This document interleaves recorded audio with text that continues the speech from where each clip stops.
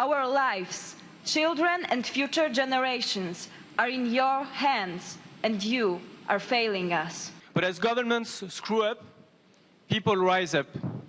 COP25 has not delivered, but we will return stronger in 2020. I declare the 25th session of the Conference of the Parties closed.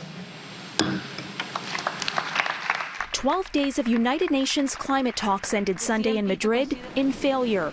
Countries kicked the can on carbon trading down the road, while major polluters resisted calls for bolder climate commitments. We can't accept paragraph 30 and would insist on its deletion.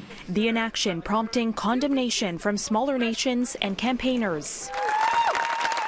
What happened here at COP wasn't enough, and that we, the people, are not done fighting. The Madrid summit had been scheduled to end on Friday, but ran 2 days over time, making them the longest ever. But representatives from almost 200 countries have little to show after the marathon talks. They put off until next year a decision over how to regulate global carbon markets. And fingers being pointed at big polluting countries like the US, Australia, Brazil, Saudi Arabia, and China for resisting pressure to ramp up climate action targets. It was an outcome the UN's Secretary General is calling disappointing. He tweeted in part, "The international community has lost an important opportunity."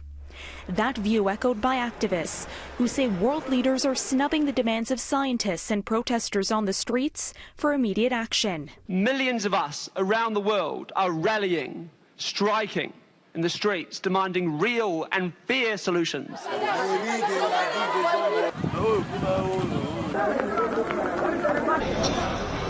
In the end, delegates passed a declaration to help poor countries that are suffering the impacts of climate change, but didn't set aside any new funds to do so.